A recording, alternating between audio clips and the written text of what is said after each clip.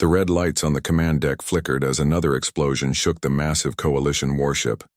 Admiral Kextar gripped the metal railing with his clawed hands, watching the battle unfold on the giant screen before him. Hundreds of ships fought in the darkness of space, their weapons lighting up the void like deadly fireworks. "We've lost another sector," Commander Yelna reported, her blue skin pale with exhaustion. "The Devourers have broken through our defense line at Grid 7. Kextar closed his eyes for a moment. 300 years, 300 long years of war, and they were no closer to winning than when it all started. The Devourers were like a plague that spread across the galaxy, eating everything in their path. Planets, moons, entire star systems. Nothing could stop their hunger. "How many ships do we have left?" he asked, already knowing the answer would not be good. 47. Combat vessels still operational. The rest are either destroyed or too damaged to fight. Yelna's voice was quiet, defeated. "Sir, we're losing this battle." The Devourers were not like other enemies the Coalition had faced before. They were part machine, part living creature, and they changed and grew stronger with every battle. When the Coalition used laser weapons, the Devourers grew armor that could absorb the energy. When they tried plasma cannons, the aliens developed shields that turned the attacks harmless.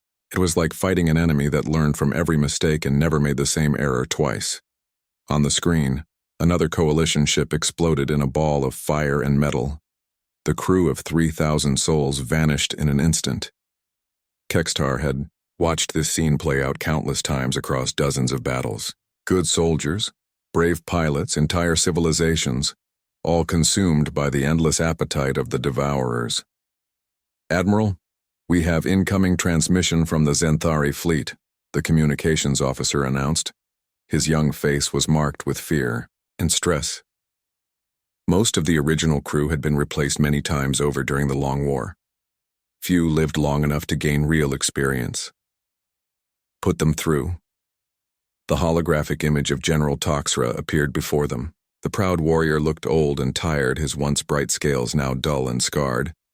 "Kextar, my friend, we cannot hold our position much longer. My ships are falling apart, and my warriors are exhausted." "How long can you give us?" "Maybe 2 hours. 3 if we are lucky." Toxra shook his head sadly. "But after that, the path to the core worlds will be open. The Devourers will have a clear run to our home planets." Kextar felt the weight of billions of lives pressing down on his shoulders. The core worlds held the last safe populations of a dozen different species. If they fell, the war would be over. The Devourers would win, and all intelligent life in the galaxy would be consumed. "Sir," Yelna spoke up from her station, "perhaps we should consider evacuation protocols.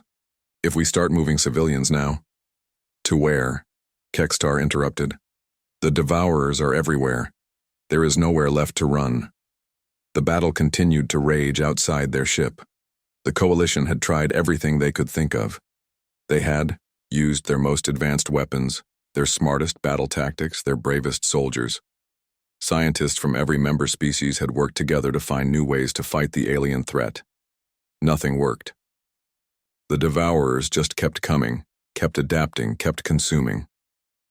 A young ensign at a nearby station suddenly looked up with surprise. "Admiral, I'm picking up some strange energy readings from the outer system. Something big is coming through hyperspace." "Reinforcements?" Kextar asked hopefully. "I don't think so, sir. The energy signature is not like anything in our database. It's different." Kextar studied the readings on his personal screen. The young officer was right. Whatever was approaching had technology that the Coalition had never seen before. For a moment, hope flickered in his chest. Maybe some unknown species had come to help them in their darkest hour. But then reality set in. Even if a new ally had arrived, what could they do that the combined might of the Coalition had not already tried? The Devourers had proven they could adapt to any weapon, overcome any defense, outlast any enemy. "Keep monitoring those readings," he ordered, "and prepare our remaining ships for another assault. We will not give up while there is still breath in our bodies." As the unknown ships continued their approach toward the battle zone, Kextar wondered if they were about to witness the arrival of their salvation, or just more victims for the devourers to consume. In his long years of war, he had learned not to hope too much. Hope was a luxury that few could afford when facing an enemy that had never known defeat. The red lights continued to flash, the alarms continued to sound, and the endless war ground on toward what seemed like its inevitable conclusion. The alarm bells rang loudly across the Coalition command ship as sensors detected the approaching fleet. Commander Yelna stared at her screen in disbelief, her blue fingers dancing over the controls as she tried to make sense of the readings. "Admiral Kextar, you need to see this," she called out, her voice filled with wonder and confusion. Kextar hurried to her station and looked at the data flowing across the display. The numbers made no sense. The approaching ships were massive, larger than anything the Coalition had ever built. Their energy output was beyond anything in the galactic database. "Where did they come from?" he asked. "The Sol system, sir. The direction of Earth." Kextar's eyes widened. Earth. The small blue planet inhabited by humans, a species the Coalition had dismissed centuries ago as too primitive and violent to join their alliance. The last time anyone had checked on them, they were barely capable of traveling between planets in their own solar system. "That's impossible," he muttered. "Humans don't have this kind of technology." But as the fleet emerged from hyperspace, there was no denying what they were seeing. Dozens of sleek warships appeared in perfect formation, their hulls gleaming with strange metal that seemed to absorb light. The ships were beautiful and terrifying at the same time, like weapons designed by artists who understood both grace and destruction. The lead vessel was enormous, easily twice the size of the Coalition's largest battleship. Strange symbols were carved into its hull, and it moved through space with the confidence of a predator that had never known fear. "Incoming transmission," the communications officer announced, his young voice cracking with nervousness. "Put it through," Kextar ordered. The main screen flickered, and suddenly they were looking at a human face. The man appeared to be in his 50s, with short black hair and dark eyes that seemed to see everything. He wore a uniform that was both simple and elegant, clearly designed for function rather than show. "I am Fleet Admiral Park Min of the Terran Defense Force," the human said in perfect Coalition standard. "We request permission to join your war against the Devourers." Kextar was speechless for a moment.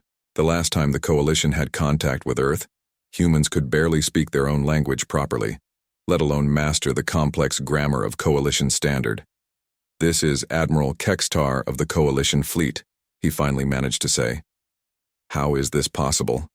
Your species was deemed unsuitable for Coalition membership over 3 centuries ago."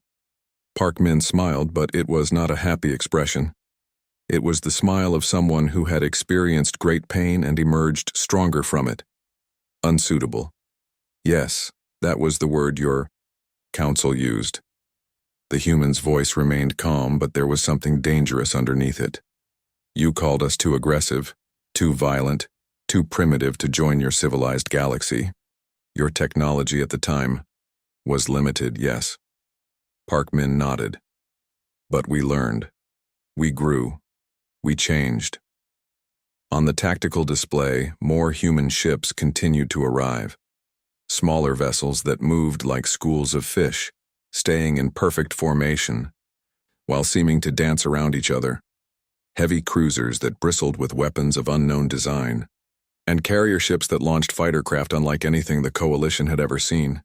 "How many ships do you have?" Yelna whispered. "Enough," Park Min replied, apparently hearing her question through the open channel. "We've been preparing for this war for a very long time." Kextar felt a chill run down his spine. "Preparing? You knew about the Devourers?" "We've been monitoring your communications for decades. We watched your battles, studied your enemies, learned from your mistakes." The human admiral's expression grew serious. "We knew that eventually this war would reach Earth. The Devourers consume everything in their path. There would be no hiding from them forever. But why come now? Why not earlier?" Park Min was quiet for a long moment, and when he spoke again, his voice carried the weight of centuries. "Because we needed time to become what we needed to be. When you rejected us, we had a choice. We could spend our time being angry and bitter, or we could use that time to prepare. We chose preparation. Another human appeared on the screen beside Park Min. This one was younger, a woman with sharp eyes and the bearing of a seasoned warrior. "This is Admiral Li Su, commander of our assault fleet," Park Min said. "We've been watching your current battle. Your tactics are defensive." "We've tried everything," Kekstar protested. "The Devourers adapt to every weapon, every strategy." "You've tried everything you know," Li Su interrupted. "But there are other ways to fight, ways that civilized species might find uncomfortable." The human ships began moving into formation around the Coalition fleet. Their movement was fluid, natural, like they had been fighting together for centuries, which Kekstar realized they probably had. "You said we were too violent for your coalition," Park Min said quietly. "Perhaps it's time to see if that violence has a purpose." As the combined fleet prepared to face the Devourers, Kekstar couldn't shake the feeling that everything was about to change. The humans had returned, but they were no longer the species the Coalition had once dismissed. They had become something else entirely, something that might finally be capable of ending this endless war. The battle began at dawn, ship time. Captain Li Ho watched from the bridge of his destroyer as the massive Devourer fleet approached their position. The alien ships looked like living nightmares, all twisted metal and pulsing organic parts that seemed to breathe in the darkness of space. "All Coalition ships maintain defensive formation," Admiral Kekstar's voice crackled over the communication system. "Keep your distance and use long-range weapons only." Li Ho smiled grimly and switched to the human fleet channel. "Terran ships, you heard the Admiral. Time to show them how we fight." What happened next made every Coalition officer question everything they knew about space combat. Instead of staying back and firing from a safe distance, the human ships accelerated directly toward the enemy fleet. Their engines burned bright blue as they pushed their vessels to maximum speed. "What are they doing?" Commander Yelna gasped from the Coalition flagship. "They're flying straight into the Devourer formation. They're going to be torn apart," another officer whispered. But the humans weren't torn apart. As the Devourer bioweapons reached out to grab the approaching ships, the human vessels began to dance. They twisted and spun through space like fighters, instead of massive warships, avoiding the grasping tentacles and energy beams that should have destroyed them. Captain Kim Dal commanded one of the human assault cruisers. His ship dove between two Devourer vessels, its hull sparking as alien weapons struck the armor. But instead of retreating, he pushed forward, bringing his ship so close to the enemy that their hulls almost touched. "Fire everything," he ordered, calmly. The human weapons were unlike anything the Coalition had ever seen. Instead of clean energy beams or explosive missiles, they fired streams of superheated metal that burned through the Devourer's adaptive armor like it was paper. The aliens had never faced weapons like these before, and their defenses were useless. But the real shock came when the human boarding pods launched. Small, armored capsules shot out from the human ships and slammed directly into the Devourer hulls. The aliens' bioweapons reached out to destroy the pods, but they were too fast, too small, too numerous. Boarding action. Admiral Kekstar couldn't believe what he was seeing. They're actually boarding Devourer ships? Lieutenant Commander Park Ji led one of the boarding teams. Her pod crashed through the alien hull and into the nightmare world. Inside a Devourer vessel. The corridors were alive, pulsing with veins and covered in a thick, slimy substance that tried to grab at her boots. "Move fast," she told her team through the radio. "We have 10 minutes before this thing adapts to our presence." The human soldiers moved through the alien ship like they had done this 1,000 times before. They wore heavy armor that covered them completely, and they carried weapons that looked more like construction tools than military equipment. But these crude-looking guns tore through the Devourer defenders like they were made of tissue paper. The aliens tried to fight back, but something was wrong. For the first time in centuries of war, the Devourers seemed afraid. They retreated from the human advance, their bioweapons failing to adapt to the strange new threat. "Charges placed," Park Ji reported as her team reached the ship's control center. 30 seconds to detonation. The human boarding teams had trained for this moment for decades. They knew exactly where to place their explosives, exactly how much damage was needed to cripple a devourer vessel. As they evacuated back to their pods, the alien ship began to convulse and die. Across the battlefield, the same scene played out, dozens of times. Human teams boarded devourer ships, planted explosives, and escaped before the aliens could react. Ship after ship exploded in brilliant flashes of light. But it wasn't just the boarding actions that made the difference. The human ships themselves fought with a fury that the Coalition had never witnessed. When their weapons were damaged, they rammed the enemy vessels. When their engines failed, they used their remaining power to self-destruct in the middle of devourer formations. Captain Song Min watched his ship's hull crack under enemy fire. His engines were gone, his weapons were offline, and his crew was preparing for the end. But instead of surrendering, he aimed his crippled vessel directly at the largest devourer ship. "All hands abandon ship," he ordered. "Except for the bridge. Crew, we have one last job to do." The dying human ship crashed into the devourer command vessel like a missile. The explosion was so bright that it could be seen from the Coalition flagship, and when the light faded, both ships were gone. "Impossible," Admiral Kextar whispered. "They're actually winning." The devourers, who had never retreated from any battle in 3 centuries of war, began to pull back. Their bioships, which had adapted to every weapon the Coalition had thrown at them, couldn't adapt fast enough to the human assault. The aliens were losing, and for the first time since the war began, they showed fear. Admiral Li Su's voice came over the communication channel, calm and professional despite the chaos around her. "Coalition fleet, the path is clear. Advance and finish them off." As the human ships regrouped and prepared for the next phase of the Yao battle, Kextar realized that everything had changed. The humans weren't just fighting the devourers. They were destroying them. 3 weeks after the first victory, Admiral Kextar found himself walking through the corridors of the human flagship. The ship was unlike anything he had ever seen before. The walls were made of dark metal that seemed to absorb light, and everything was built for one purpose only: war. Fleet Admiral Park Min walked beside him, pointing out different sections of the massive vessel. The human leader looked tired, but determined, like a man who had carried a heavy burden for far too long. "Your ship is impressive," Kextar said, trying to make conversation, but it felt cold. "It's meant to be," Park Min replied simply. "Comfort makes you soft. We couldn't afford to be soft." They passed a training room where human soldiers practiced combat moves with mechanical precision. Their movements were perfect, deadly, and completely without emotion. These weren't warriors fighting for glory or honor. They were weapons that had been shaped for a single purpose. "How long have your people been preparing for this war?" Kextar asked. Park Min stopped walking and looked at him with those dark, serious eyes. "Since the day you rejected us from the Coalition, we knew this threat would eventually reach Earth. We had to be ready. But that was 3 centuries ago. How could you plan for something so far in the future?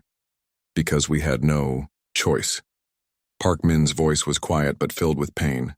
"When your council told us we were too violent, too primitive, too dangerous to join civilized society, we had to decide what to do next. We could have spent our time being angry.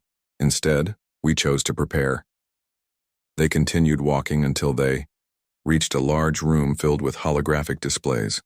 Each display showed a different star system, and Kextar realized he was looking at human colony worlds. "How many planets do you control?" he asked. "Controlled," Park Min corrected. "Past tense. We don't control any planets anymore." Kextar stared at him in confusion. "What do you mean?" "Look closer at the displays." Kextar studied the holographs more carefully. Each system showed planets, but something was wrong. The worlds were empty, lifeless, abandoned. "We evacuated them all," Park Min explained. "Every human colony, every settlement, every farm and factory, all of it packed up and moved to deep space stations that can't be found or tracked. Your entire civilization is homeless, mobile," Park Min corrected again. "We turned ourselves into a fleet-based society. No fixed targets for the Devourers to attack. No worlds to defend. Nothing to lose, except the ships we fight in. A young human officer approached them. She was small, but moved with the confident grace of a trained killer. "Admiral, we have the casualty reports from the last engagement." "How many?" Park Min asked. 43 ships lost, 12,000 crew members. The officer's voice was steady, professional. "Acceptable losses for the strategic gain achieved." Kekstar felt sick. 12,000 lives lost, and they called it acceptable. But Park Min just nodded calmly, as if death on this scale was normal. "Thank you, Commander Li Na. Prepare the memorial records." After the officer left, Kekstar turned to the human admiral. "How can you be so calm about losing so many people?" Park Min led him to another room, this one filled with walls covered in names. Millions and millions of names carved into black stone that stretched from floor to ceiling. "Do you know what these are?" Park Min asked. "A memorial?" "The cost of our preparation." Park Min's voice grew heavy with old sadness. "Every person who died building our fleet.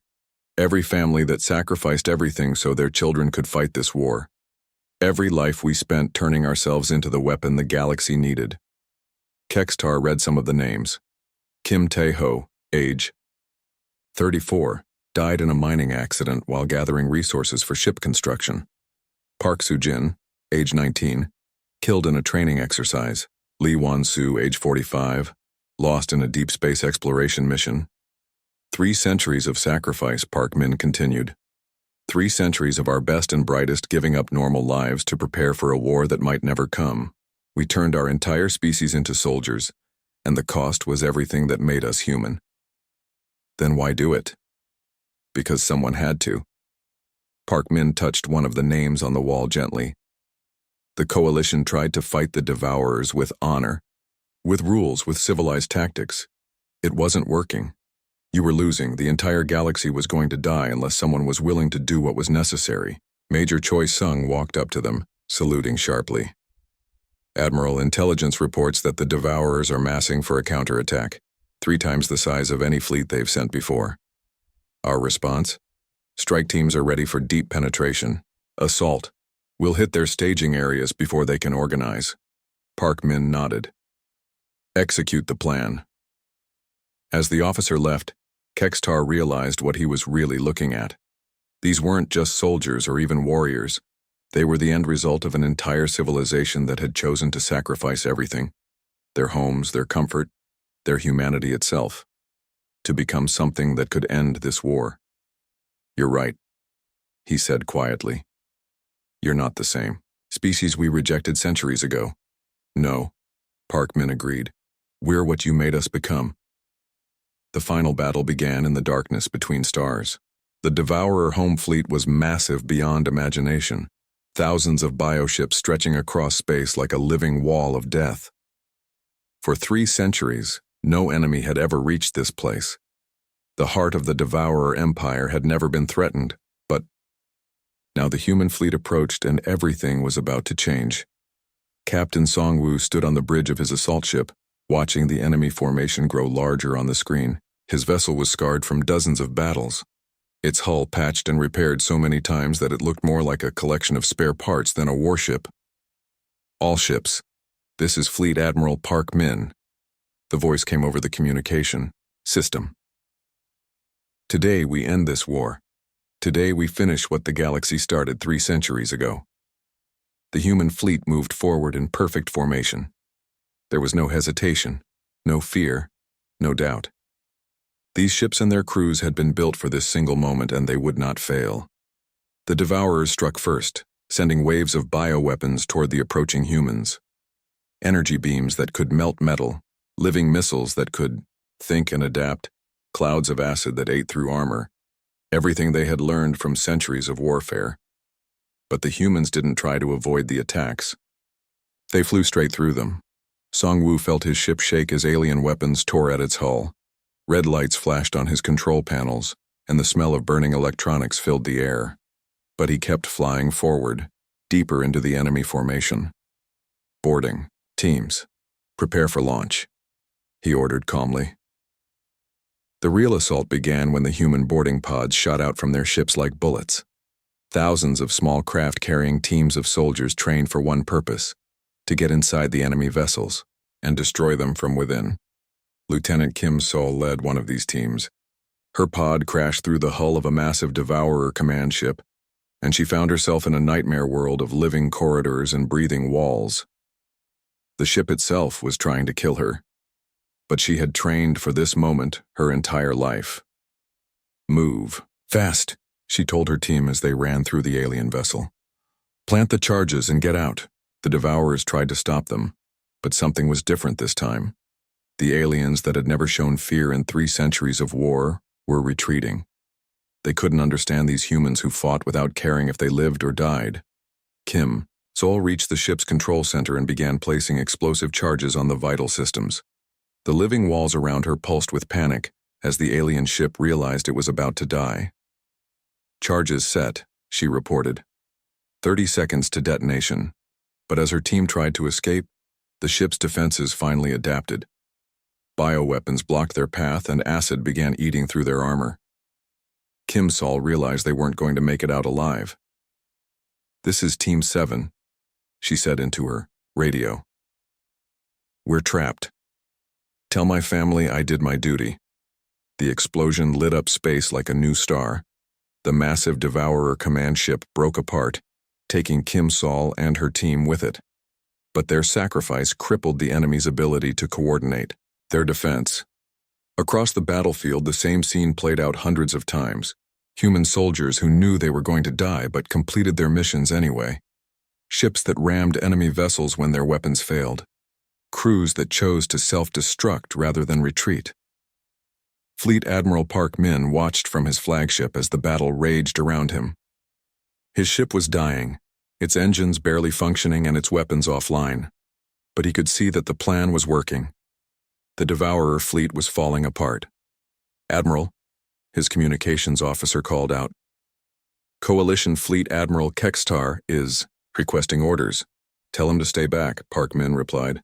"This is our fight to finish." The final phase began when the human ships reached the Devourer home structure, a massive bioconstruct the size of a small moon. This was the brain of their entire species, the central mind that controlled every Devourer ship in the galaxy. Major Li Bin led the assault team that would destroy it. She knew it was a suicide mission, but she also knew it was the only way to end the war. Her team fought their way through kilometers of living tissue, facing creatures that had never been seen before. "We're at the core," she reported as they reached the heart of the structure. Beginning demolition sequence. The explosions that followed could be seen from light years away. The Devourer home structure collapsed in on itself, and across the galaxy, every Devourer ship suddenly went silent. Without their central mind to guide them, they simply stopped fighting and drifted in space like empty shells. The war was over. Fleet Admiral Park Min stood on his damaged bridge and activated the fleet communication system for the last time. "Coalition forces, this is the Terran Defense Force. The Devourer threat has been eliminated. Our mission is complete." Admiral Kekstar's voice came back immediately. "Will you stay? Help us rebuild? Rejoin the galactic community?" Park Min looked around at what remained of his fleet. Half his ships were gone, and the survivors were barely holding together. His people had sacrificed everything to win this war. "No," he said quietly. "We've become something the galaxy isn't ready for. We'll return to the darkness where we belong." As the human fleet began its journey back to the edge of space, Park Min made one final transmission. "Remember this day. Remember that when civilized methods failed, someone was willing to do what was necessary, and pray you never need us again." The galaxy was safe, but the price of that safety would haunt everyone who witnessed it. Somewhere, in the darkness, Earth's children would continue their watch, no longer human in any way the galaxy would recognize, but forever guardian of the peace they had bought with blood.